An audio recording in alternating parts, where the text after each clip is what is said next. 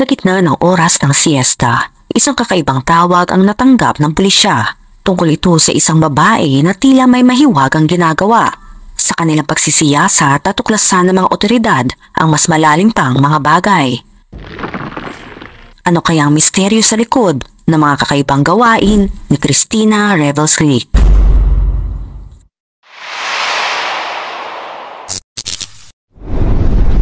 Hapon ng June 1, 2021, ang mga opisyal mula sa Tybee Island Police Department ay pumunta sa isang beach.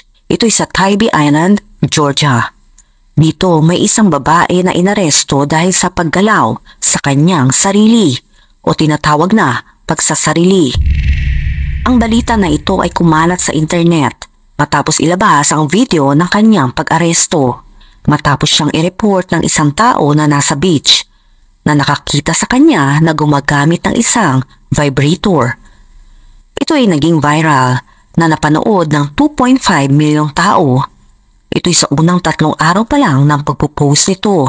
Ayon sa ulat, ipinaalam sa pulisya ng isang beachgoer na si Sarah Moss ang nangyari at meron pa siyang record ng kilos ni Christina. Sinabi niya sa mga opisyal na ilang beses na dumaan si Christina sa kanilang tent ng kanyang pamilya bago tumigil at maglagay ng tuwalya. Ayon sa kanya, sa isang punto huminto ang babae sa harap ng kanilang tent at naglagay ng puting tuwalya. Pagkatapos maglagay ng tuwalya ay umupo siya dito. Namataan ni Sarah na binuksan ng babae ang kanyang green na backpack at kinuha ang isang bagay na tila vibrator. Sinabi ni Sarah na nagsimulang magsarili ang babae gamit ang vibrator. Narinig niya ito at nag-uungol. Sinabi ni Sarah na pagkatapos ng mga 5 minuto, kinuha ng babae ang kanyang mga gamit at umalis din sa lugar. Samantala, ang footage ng bodycam ay nagpakita kung paano tumanggi si Christina sa mga nagawa niya. At sa halip ay tinanong ang mga opisyal, sino ang nakakita at inakala na isa sa kanyang mga kaibigan ang nagbibiro lang sa kanya. Sinabi niya na ang buong pag-aresto ay labis na nakakasukulam para sa kanya. Bago hingian ng isang opisyal na suriin ang kanyang bag at napilitan si Christina na aminin na siya nga ay may dalang vibrator. Sinabi ng opisyal, bakit ka meron nito? Sagot ni Christina, pakinggan mo, nakaupo ako sa tubig ng ganito. Inilagay ko lang ito doon. Nakatago ako at nagkaroon ako ng paumanhin, stress lang ako. Patuloy siyang humihingi ng paumanhin habang siya ay kinukulong para sa indecent exposure at disorderly conduct. Sinasabi niya sa mga opisyal na hindi niya inakala na may nakakita sa kanya. Kaagad siyang pinalaya matapos ang kanyang pag-aresto. Sa kabilang banda, wala namang record na siya ay lumitaw sa hukuman para sa mga alegasyon. Akala niyo doon na natatapos ang kwento ni Christina. Ngunit pagkatapos ng 8 buwan, ay may isang malungkot na bagay na nangyari sa buhay ni Christina. Ayon sa pamilya, tinapos niya ang sarili niyang buhay. Ayon sa kanila, ang buhay ni Christina ay sobra talagang malungkot. Bumagsak ang buhay nito dulot ng pag-inom at pag-abuso sa droga na nagresulta sa kanya paghiwalay sa mga taong minsan niyang minahal ng labis. Isang kamag-anak na humiling na huwag ipubliko ang kanyang pangalan ang nagsabi na, wala na si Christina, namatay siya ngunit hindi ko talaga masabi sa inyo kung bakit siya napunta sa landas na iyon. May magandang buhay siya noon, may BMW, magandang bahay, pero siya ay napunta sa ibang landas. Ang kaakit-akit na 35 years old na si Christina ay may 2 anak, isang 19 years old mula sa unang relasyon at isang 15 years old mula sa isa pang karelasyon at siya ay kasal dito. Ngunit sila ay nag-divorce noong 2015. Bagaman ang kasal ay legal na natapos noong taong ding yun, matagal nang naglaho ang pag-iibigan ng mag-asawa. Iniwan niya ang kanyang asawa kasama ang kanilang anak na 6 na buwan pa lamang. Sinabi ng kamag-anak na damay siya sa gulo, napunta siya sa bilangguan sa Florida, na aresto, kinanggap siya ng kanyang asawa pagkatapos ng lahat ng iyon, pero siya ay napakalikot. Pagkatapos ay napabilang siya sa masamang grupo, alak at droga. Sinabi ng Colonel ng Liberty County na ang petsa ng kamatayan ni Christina ay March 31, 2022 at ayon sa mga kamag-anak siya ay namatay na mga 1 buwan o 30 days bago natagpuan ang kanyang bangkay. Ito'y sa isang apartment sa isang Hinesville, Georgia kung saan siya naninirahan. Sabi nila matagal bago nalaman kung sino siya pero nakahanap sila ng paraan dahil binilihan niya ang anak ng motorsiklo at nag-fill out siya ng mga papeles kaya nakilala nila siya. Dinagdag nila nang sinabi nila sa amin, iniisip namin mabuti naman at alam na namin kung nasaan na siya ngayon. Ang death certificate at police incident report ay nagpapakita ng malungkot na katotohanan. Binaril ni Christina ang kanyang sarili sa ulo at namatay ito kaagad.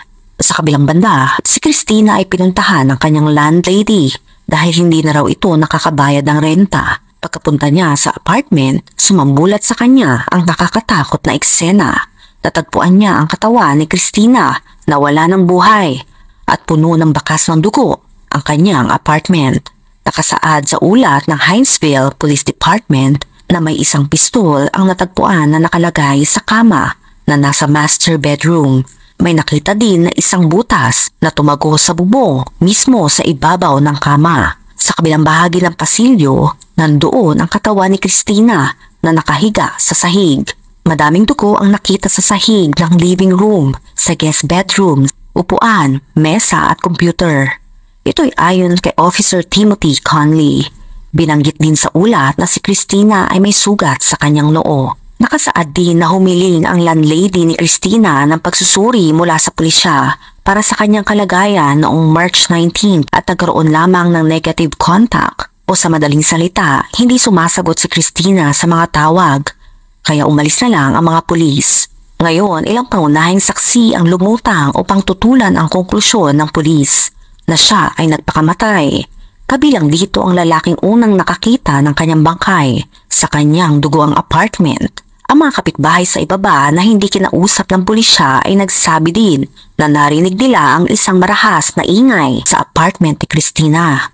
Ito'y 1 buwan bago ang nakakahindik na pangyayari. Sinasabi nilang may isang lalaki na pinaniniwalaan nilang kasintahan ni Christina ang kasama niya noong gabing iyon at hindi na nila ito nakita muli. Sa pakikipag-usap sa mga mamamahayag, inamin ng Commander ng Criminal Investigation Divisions ng Hinesville Police Department na si William Oberlander na ito hindi isang normal na pagpapakamatay kung ito man ay isang pagpapakamatay. Sabi ni Commander Oberlander, hindi namin alam kung siya ay nagpaputok sa kanyang sarili ng sadya o aksidente itong nagpaputok sa kanyang sarili. Para sa kanya, iyon ang tanging tanong na hindi pa nasasagot. Sa kabilang banda, naniniwala ang kapitbahay sa ibaba na si Jonathan Johnson, 36 years old, na sa kanyang palagay ay narinig niya ang atake. Sinabi niya, sa palagay ko, yung lalaking iyon ay pumatay sa kanya.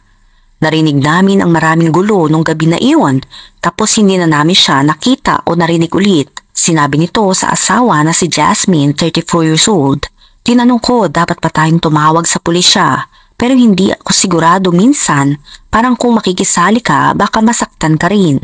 Dagdag ni Johnson, yung lalaki na yon palagi nandoon at nandito yung sasakyan niya nung gabi na iyon, ngunit kinabukasan nung lumabas kami, wala na ito. Maraming ingay noong partikular na araw na iyon at nag-isip kami, tatawagan na ba namin ang pulisya? Pero hindi kami sigurado, nakakarinig kami ng mga naglalakad doon sa may itaas. Mabigat ang mga paglalakad. Nung gabing iyon parang ang daming mabigat na lakad at galaw na nangyari.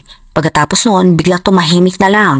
Mga 1 buwan bago natuklasan ni Felicity Rollins, ang landlady ni Christina, kasama ang boyfriend ni Rollins at kaibigan ng pamilya na si Garrett White. Ang masakit na katotohanan na isang truck driver na 47 years old at veteranong militar na may 4 na tour sa Iraq ang nagsabi, binigay ko ang mga susi sa babae nang siya ay lumipat. Siya ay payat, maganda at mukhang masaya. Alam ko na mahusay siya sa pagbabayad ng kanyang upa sa tamang oras, kaya alam ni Felicity na may mali nang siya ay na-delay sa bayad at hindi na siya makontak. Sabi ko sa kanya, sasama ako sa iyo sa itaas.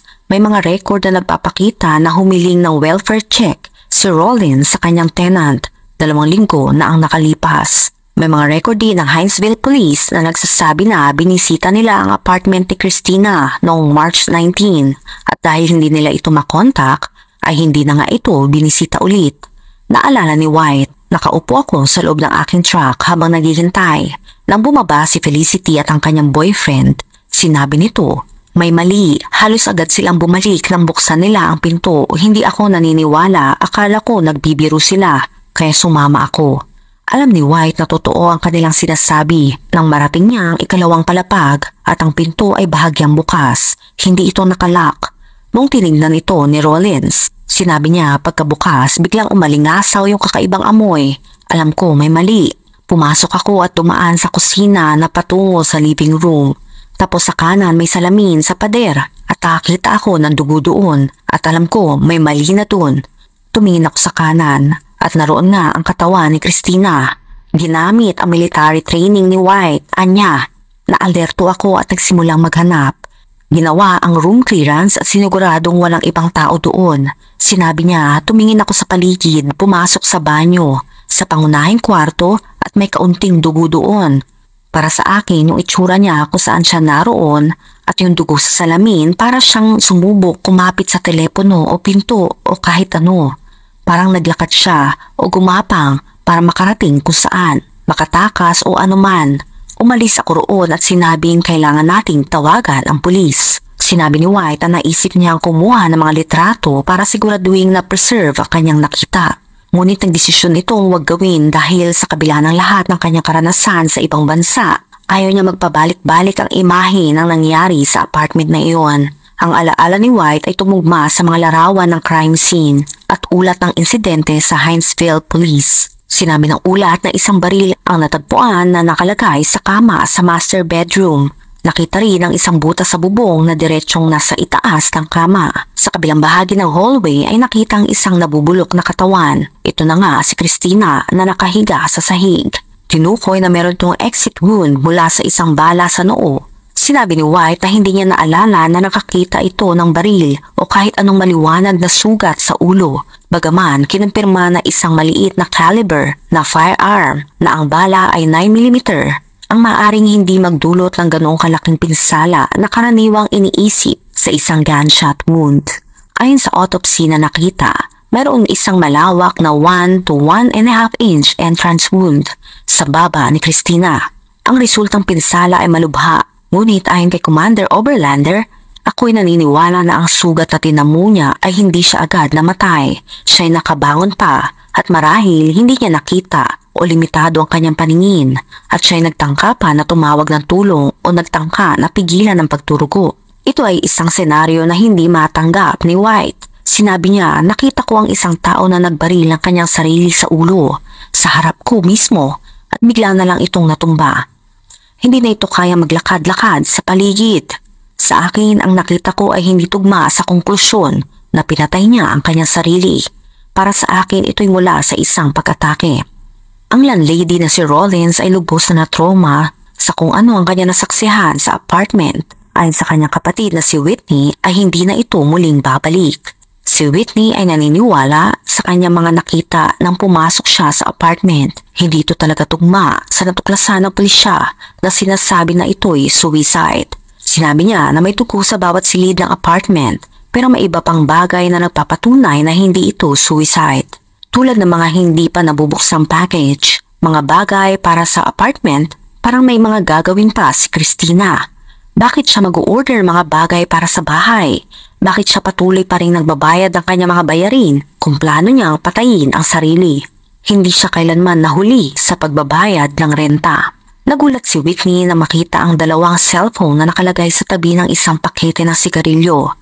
Sinabi niya, hindi ba dapat kinuha ng pulisya ang mga ito para suriin ang kanyang mga tawag o mga text? Bakit mo iiwanan sila kung maaring naglalaman ng ebidensya? Pinabulaanan nito ng mga pulisya at sinabing kinuha nila ang dalawang cellphone, isang laptop, isang kahon ng alahas, isang silver watch, isang gold watch, mga susi at isang kahon ng mga bala mula sa lugar ng insidente. Sinabi rin ni Whitney na tumawag siya ng pulisya matapos ang isang pag-uusap sa mga kapitbahay sa ibaba na nagsabi sa kanya na may marahas na alita na narinig ang mga ito isang buwan ang nakaraan.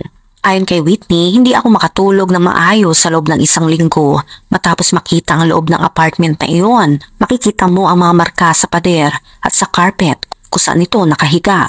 Ngunit ay naman kay Commander Oberlander ay tugma ang eksena sa malungkot na kwento ng isang babae na maaring nagbalak na kitlin ang kanyang sarili sa isang sandali, ngunit hindi ito nagtagumpay agad at nagdusa pa, o sa isang babae na aksidenteng nagpaputok sa kanyang sarili. Sinabi niya baka iniisip niya na ang pagkitil sa kanyang buhay o baka naglalaro lang ito ng baril. Malinaw na batay sa aming research na ginawa na meron siyang ilang mga problema at ilang bagay sa kanyang buhay na malamang na pinipilit niyang baguhin. Nakikita sa mga tala na si Christina ay maraming mga insidente sa batas, hindi lamang sa Georgia pati na rin sa Florida, kung saan tinuturing na tumakas siya mula sa hustisya matapos masangkot sa pagnanakaw ng kotse noong 2018. Siya ay naaresto ng higit sa isang pagkakataon. Pinatawan din ng multa dahil sa pagiging lasing nito sa publiko noong parehong taon. Ang mga record sa korte ng Chatham County ay nagpapakita rin ng ilang mga civil na kaso laban sa kanya, kabilang mga kaso na hindi nabayarang upa, pinsala sa ari-arian at ninakaw na ari-arian. Dumating pa sa punto na nagpalit pa ito ng pangalan para hindi makita ng mga otoridad.